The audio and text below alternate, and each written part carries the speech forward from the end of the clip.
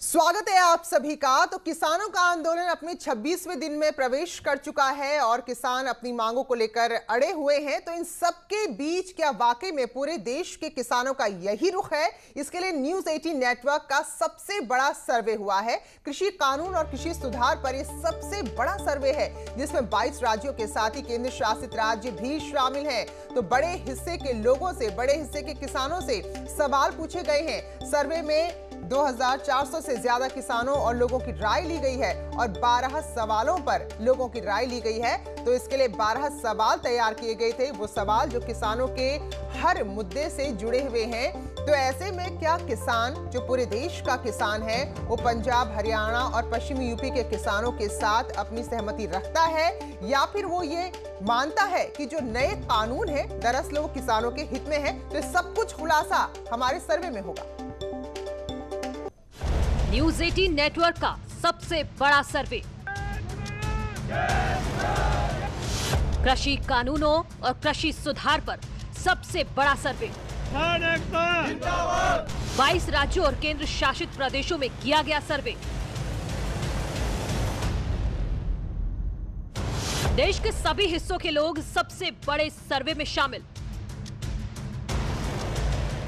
सर्वे में 2400 से ज्यादा किसानों और लोगों की राय। सर्वे में 12 सवालों पर लोगों की राय ली गई। तो आपको बताते हैं कि किस तरह का सर्वे किया गया है और 12 सवाल इसमें क्या पूछे गए हैं। तो देश के सभी क्षेत्रों में कृषि सुधार और आधुनिकीकरण को जो समर्थन वहां पर मिल रहा है, तो 70% से ज्यादा ऐसे किसान हैं जो इसका समर्थन कर रहे हैं। तो जो ये सर्वे है वो हम आपको बता रहे हैं कि आखिर इस सर्वे में क्या हुआ है और क्या कुछ राय किसानों की निकलकर सामने आई है। और अगर दक्षिण भारत के किसानों की हम बात करें, दक्षिण भारतीय राज्यों की हम बात करें, तो 74% से ज्यादा ऐसे किसान हैं जो कहते हैं कि वाकई में जो सुधार है, जो कानून है, वो इनके हित में है। केरल में सुधार और आधुनिकीकरण को सबसे ज्यादा 96.59% समर्थन मिला है, जबकि महाराष्ट्र, सोचिए वहां भी किसान अच्छी खासी संख्या में है, तो वहां 86.11%, जबकि ओडिशा में 85.5% सुधारों का किसान समर्थन कर रहे हैं। वहीं बिहार की बात करें तो 84.87%।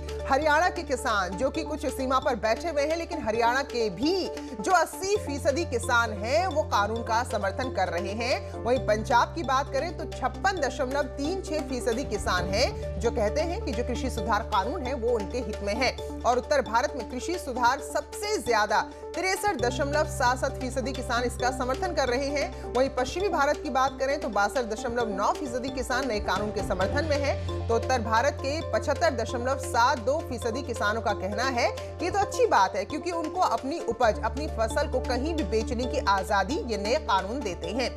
वहीं पूर्वी भारत की बात करें तो 73.56% लोग मानते हैं कि मंडियों के बाहर अगर उन्हें उनकी फसल बेचने की आजादी मिलेगी, ये उनका फैसला होगा कि उनको फसल कहां बेचनी है, तो इससे उनको फसल के अच्छे दाम मिलेंगे। वहीं दक्षिण भारत के 59.57% किसान कह रहे हैं कि कहीं भी फसल बेचने की आजादी उनके हित में है।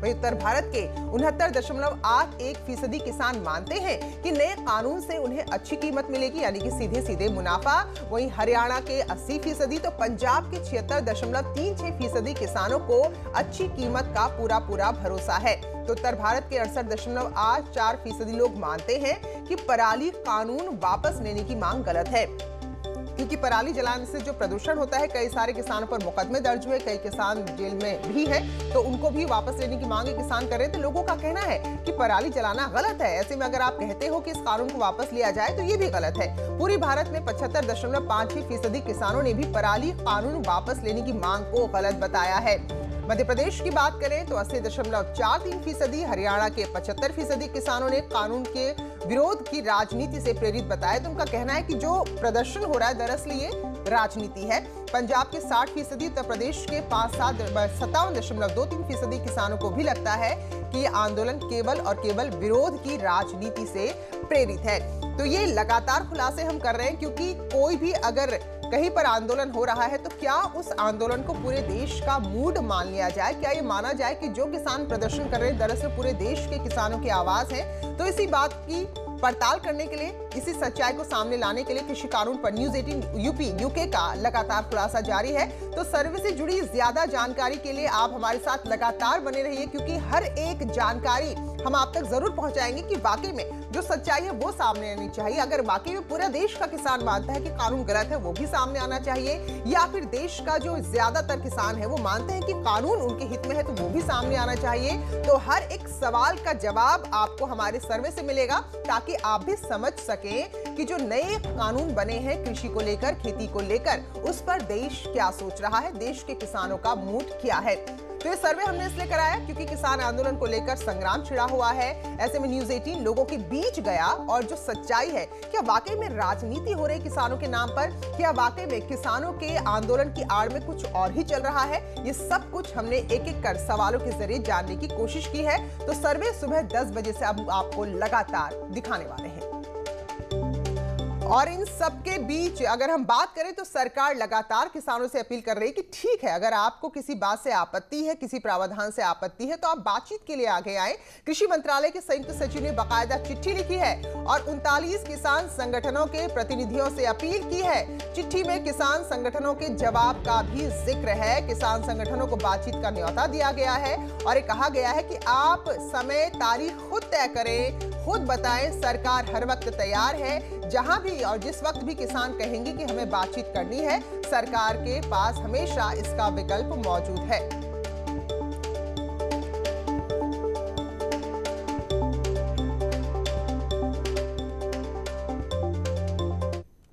तो जहां एक तरफ किसानों का आंदोलन अपने 26वें दिन में प्रवेश कर चुका है, वहीं कुछ किसान ऐसे भी हैं जो कानून के समर्थन में अब आ गए हैं। इसमें कानून का समर्थन लगातार हो रहा है, पंचायत हो रही है, सरकार समर्थित किसान अब एक पंचायत करने वाले हैं। तो इससे पहले कल हमने आपको दिखाया था कि गाजियाबाद में किसानों की रैली हुई और इस रैली में जो किसान शामिल थे वो सीधे सीधे कानून का समर्थन कर रहे हैं। कृषि कानून को वापस लेने की मांग पर हालांकि कुछ किसान जरूर अड़े हुए हैं। तो ऐसे में ये सबसे बेहतर तरीका है कि क्या किसान वाकई में ये मान रहे हैं कि कानून वापस होने चाहिए या फिर किसान इस कानून से खुश है। तो इसलिए सर्वे भी हमने कराया है जो 10 बजे से लगातार आपको हम दिखाएंगे।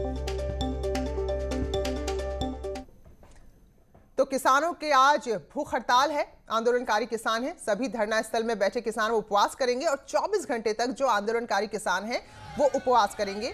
तो हरियाणा में 3 दिन के लिए टोल फ्री का ऐलान है। 25 से लेकर 27 दिसंबर तक टोल फ्री रहेंगे। 25वें दिन भी किसानों का आंदोलन जारी था कल और मांग यही है कि बगैर कानून वापस लिए, जब तक सरकारी फैसला नहीं लेती कि कानूनों को रद्द किया जाता है, वो अपना आंदोलन खत्म नहीं करेंगे।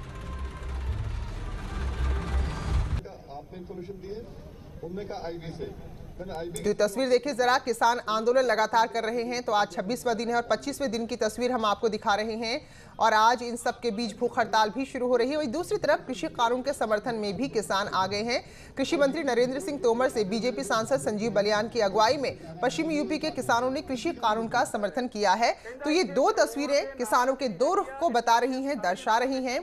पहली तस्वीर उन किसानों की जो इस कड़कड़ाती ठंड में 26वें दिन भी आज आंदोलन जारी रखे हुए हैं। वहीं दूसरी तस्वीर है उन किसानों की जो कानून के पक्ष में हैं। उनका कहना है कि अगर कोई कानून उनको उनकी फसल को कहीं भी मनमानी जगह मनमाने दाम पर बेचने की आजादी देता है तो वो किसानों के विरोध में कैसे हुआ। तो फिलहाल कृषि कानून को लेकर ये दो तस्वीरें, ये दो रुख। तो कृषि मंत्री से मिले पश्चिमी यूपी के किसान और इस दौरान बीजेपी के सांसद संजीव बालियान से भी मुलाकात की है। तो कृषि कानून का समर्थन ये किसान कर रहे हैं। तो जो तस्वीर आपको नजर आ रही, जो चेहरे आपको नजर आ रहे हैं, जो किसान आपको नजर आ रहे हैं, दरअसल वो किसान हैं जो कहते हैं कि सरकार ने जो नए कानून बनाए हैं वो उनके हित में है। तो ऐसा नहीं कि सरकार मांगे नहीं सुन रही, लगातार किसानों को समझाने के लिए सम्मेलन पे सम्मेलन हो रहे हैं। पार्टी के साथ साथ मुख्यमंत्री, बड़े नेता, जमीनी स्तर के नेता, हर कोई सड़क पर उतर रहा है, जमीन पर उतर रहा है और इसका असर भी दिखने लगा है। गाजियाबाद के इंदिरापुरम में किसान बिल के समर्थन में बड़ी रैली हुई। रामलीला ग्राउंड में हुई रैली में किसान बिल के समर्थन में जमकर नारेबाजी हुई। किसानों ने कहा कि पीएम मोदी और किसान बिल दोनों उनके हितैषी हैं। नए कृषि बिल के समर्थन में वेस्टर्न यूपी के हजारों किसान आए हैं और फिलहाल हम खड़े गाजियाबाद के रामलीला ग्राउंड में। आप देख सकते हैं हजारों की तादाद में यहाँ किसान आए हैं। इनका साफ तौर पे कहना ये है कि जो नए कृषि बिल आए हैं वो किसान के हित में है, ना कि उनके अहित में है। यहाँ आए किसानों ने सरकार से कुछ मांगे भी रखी हैं। किसान बिल का समर्थन कर रहे हैं, लेकिन उसमें क्या चाहते हैं हम? किसान बिल में मोदी जी ने कह दिया कि मिनिमम फिक्स प्राइस, वो ठीक है, लेकिन वो लिखित में। दूसरी बात, हमारे जो किसान है उनके लिए 12 लगे। 12 तब लगेगा जब बिजली कल फ्री हो जाएगा। एक छोटा सा किसान, 5 रुपए किसान 12 नहीं लगा सकता। ये रैली हिंद मजदूर किसान समिति के संयोजक चंद्रमोहन की अगुवाई में थी। उन्होंने कहा कि अब भरोसा हो गया है कि बिल किसानों की आमदनी दोगुनी कर देगा। 130 करोड़ की जनता के सामने गारंटी दी है कि जो बिल के प्रति भ्रम फैलाया जा रहा है वो भ्रम बिल्कुल बेकार भ्रम है। मैं गारंटी लेता हूं, इससे किसानों की उन्नति होगी, किसानों की आय दुगनी होगी। तो यूपी बॉर्डर पर किसान डटे हुए हैं, कानून के खिलाफ प्रदर्शन हो रहा है। तो सरकार के समर्थन में पश्चिमी यूपी के किसान भी हैं, जिन्होंने कृषि मंत्री नरेंद्र सिंह तोमर से मुलाकात की और कहा कि उनका पूरा समर्थन कानून के साथ है। पश्चिमी उत्तर प्रदेश के किसान नेता और केंद्रीय मंत्री संजीव बालियान ने दिल्ली में कृषि मंत्री नरेंद्र सिंह तोमर से मुलाकात की। कृषि सुधार कानूनों का पश्चिमी उत्तर प्रदेश के किसानों ने समर्थन किया है। संजीव बालियान ने कहा कि अब नए कानून की अच्छी बातें किसानों तक पहुंच रही हैं। यही कहा है कि भाई इस बिल के समर्थन में वे लोग आए हैं। बिल में अच्छी बातें हैं, धीरे धीरे किसान के पास ये बात पहुंच रही है गांव में कि नई बिल में बेहतरी है। शुरू में ऐसा परसेप्शन बनाया गया कि किसान के हित में नहीं है, लेकिन ये किसान की एक आजादी का बिल है। बालियान ने कहा कि विपक्ष किसानों के कंधे पर बंदूक रखकर अपनी राजनीति चमका रहा है, लेकिन उन्हें भरोसा है कि बातचीत से हल जरूर निकलेगा।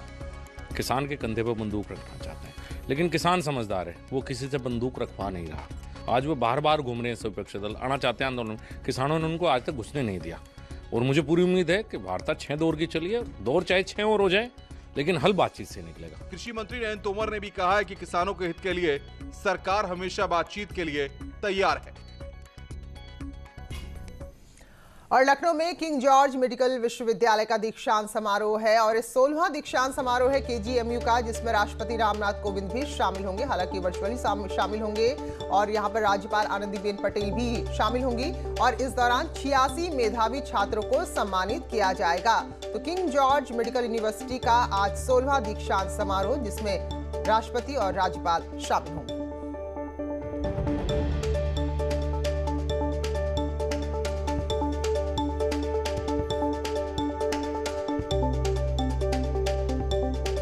स्वागत है। ब्रेक के बाद मुख्यमंत्री योगी आदित्यनाथ मऊ का दौरा करेंगे। 123 करोड़ की योजनाओं की सौगात भी मुख्यमंत्री यहां देने वाले हैं। तो कई सारी योजनाएं शुरू होंगी। बीजेपी कार्यकर्ताओं के साथ मुख्यमंत्री चर्चा करेंगे। कृषि कानून पर भी सीएम योगी बातचीत करेंगे और जो भी कानूनों को लेकर किसानों के बीच में भ्रम की स्थिति पैदा की जा रही है उसको दूर करने का प्रयास करेंगे।